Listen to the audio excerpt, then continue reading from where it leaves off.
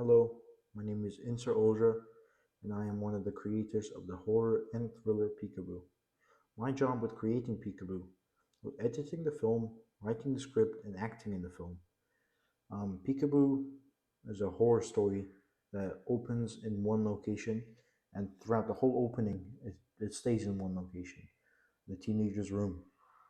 Um, it starts off with suspenseful music inside, and it cuts to the teenager in his room watching YouTube videos, where he stumbles across one video. The video is a it's a scary video, which he gets scared from.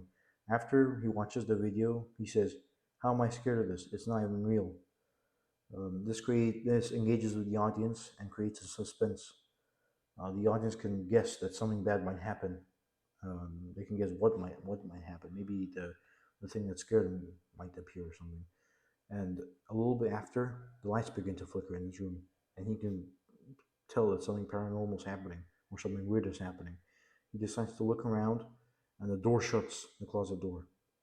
He gets scared from it, and when he gets scared, something scares him even more. Something inside the closet begins to, something or someone inside the closet begins to knock on the door, and the lights begin to flicker inside the closet. He gets scared and hides under his blanket. He peeks through and sees what's happening, and as he's peeking through, we hear the door creak open, the closet door, and he can see, and he says, "Who's there?" And he decides to investigate.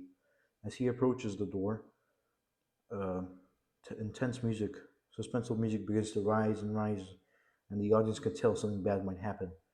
And they probably don't want him to go there because they know something bad's going to happen inside of there.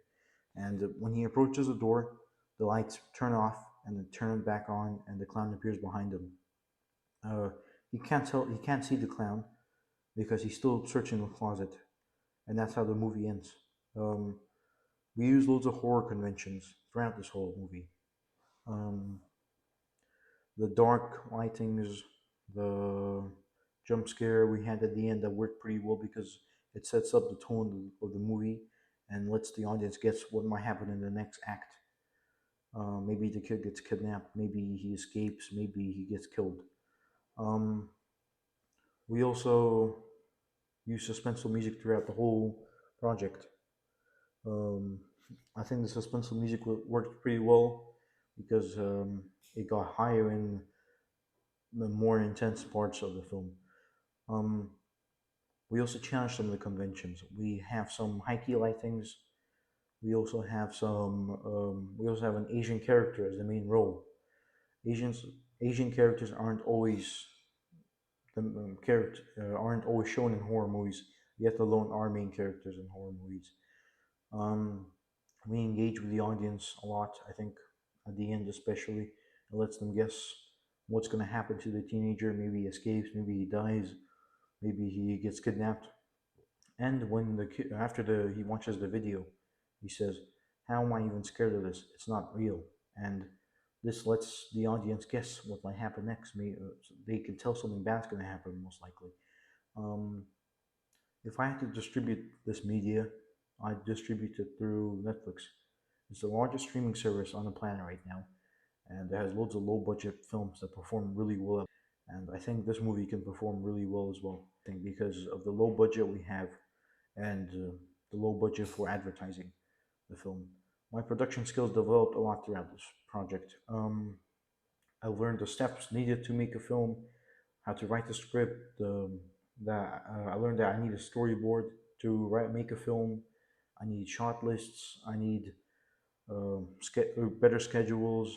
I don't have to rely on others, and that I should rely on myself more. And I also, not everything goes to plan, and because of that, we had to cancel shooting loads of times, and I had to edit the film by myself because of our time schedules. I've also learned that take as much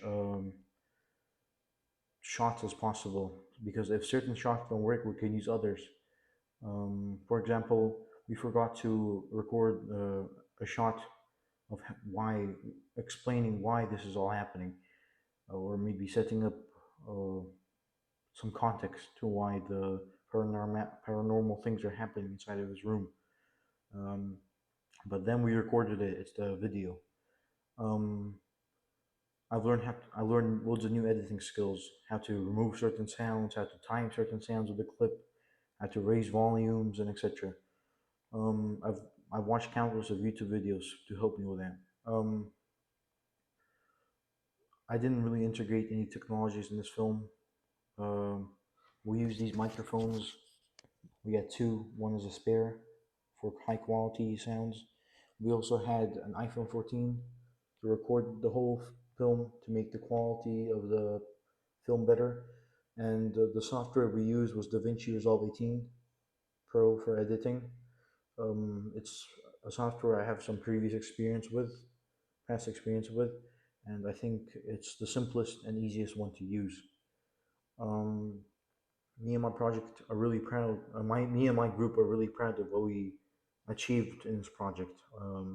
We hope there are more.